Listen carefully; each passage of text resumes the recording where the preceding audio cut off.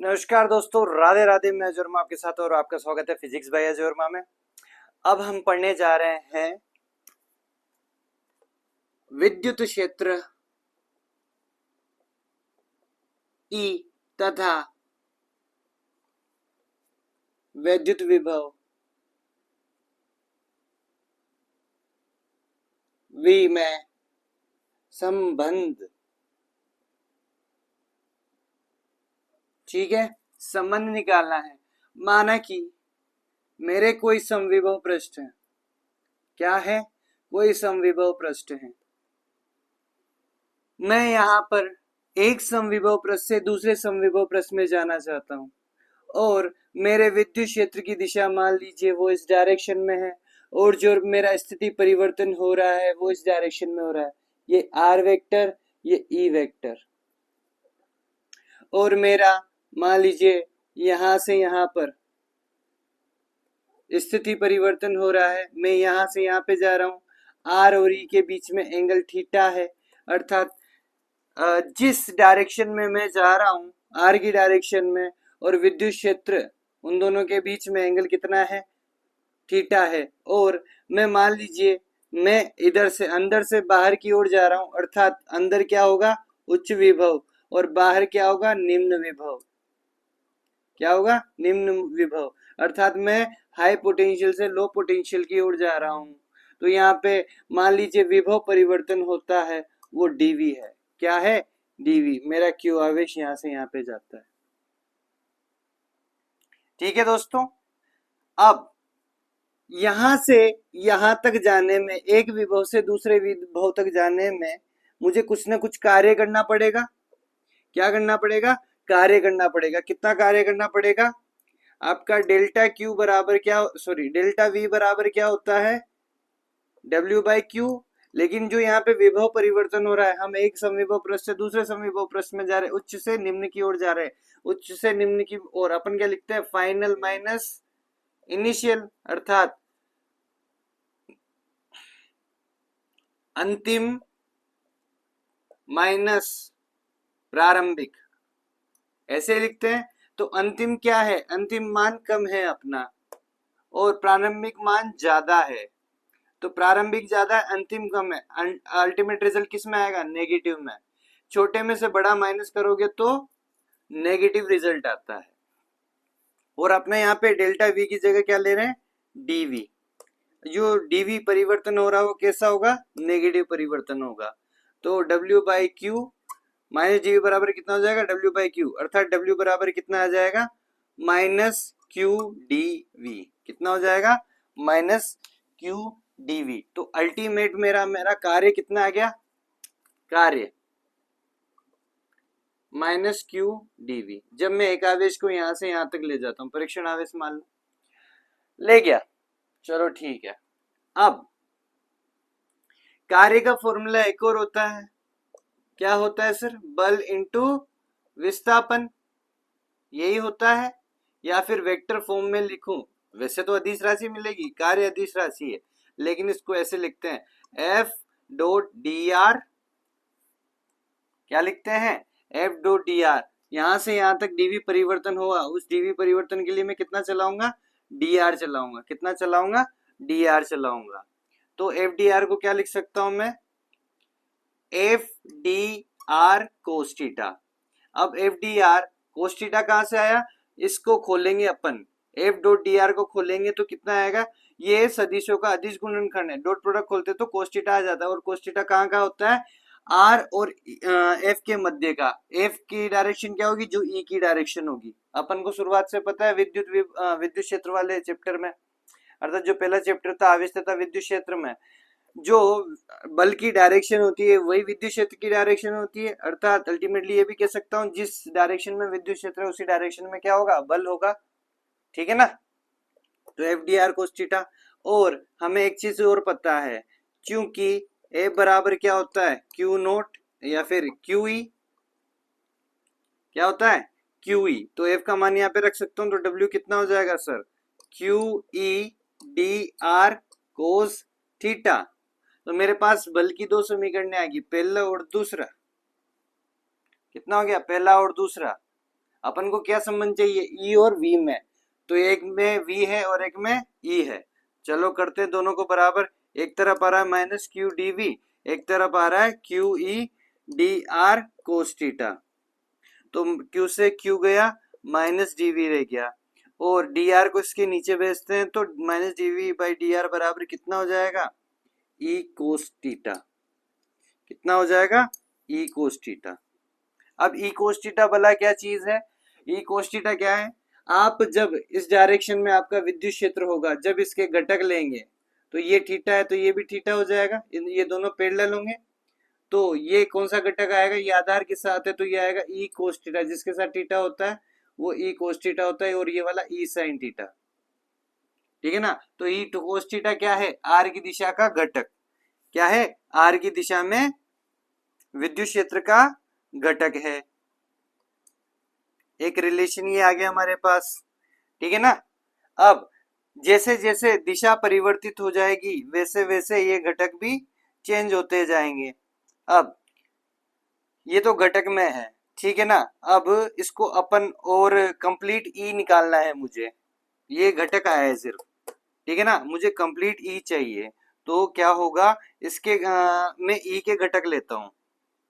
क्या लूंगा, ई के घटक। पहला लूंगा त्रिज्यी घटक, या फिर आर की दिशा में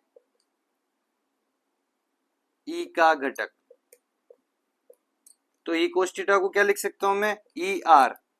कितना हो जाएगा, minus DV by D R. ठीक है, और मैं अगर कोणीय घटक लूं, इसके दो घटक हो जाएंगे, एक तो त्रिज्यी घटक और एक कोणीय घटक।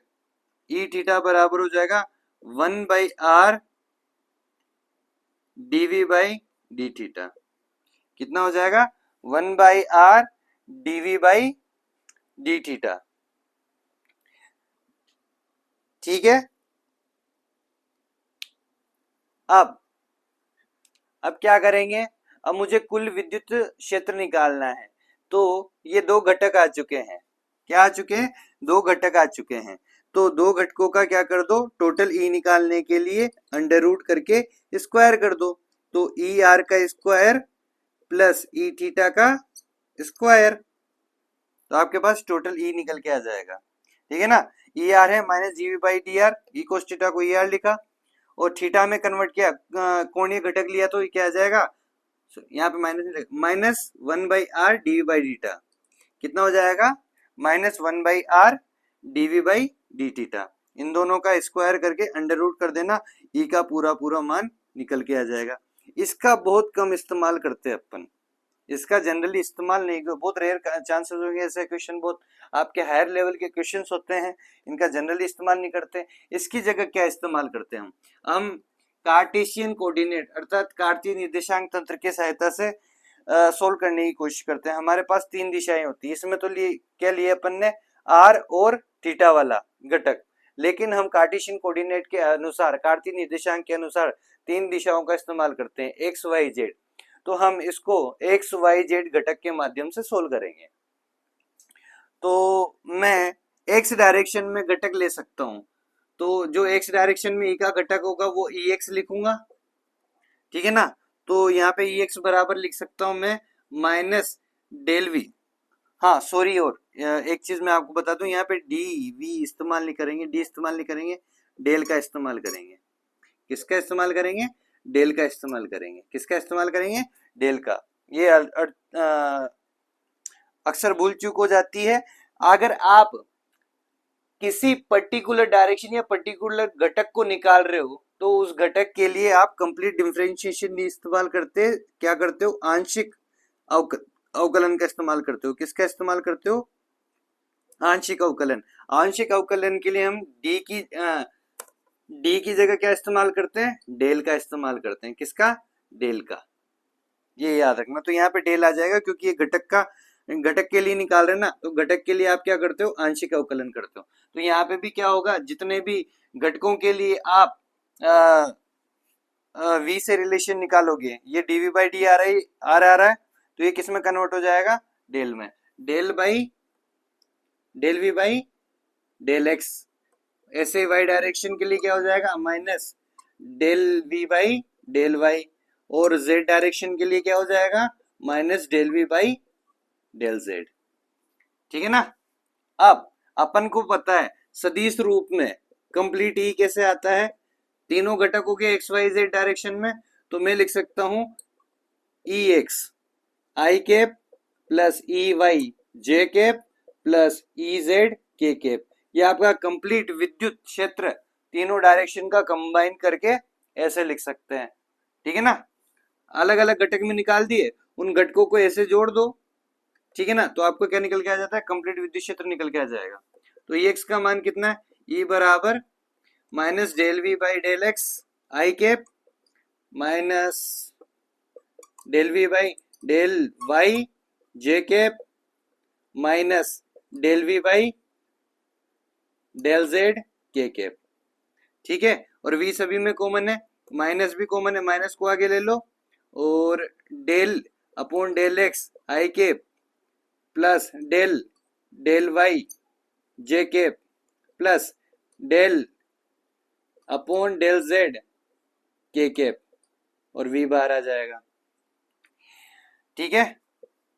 इस पूरे कंप्लीट सेटअप को आप इसके रूप में लिखते हैं, ये होता है डेल संकारक।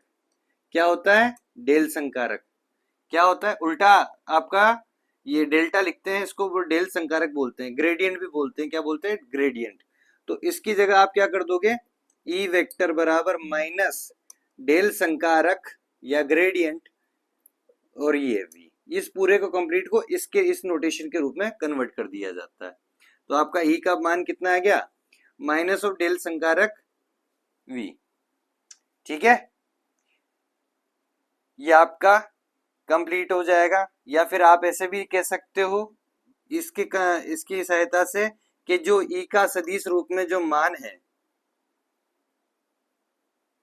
ई का जो सदिश रूप में मान है वो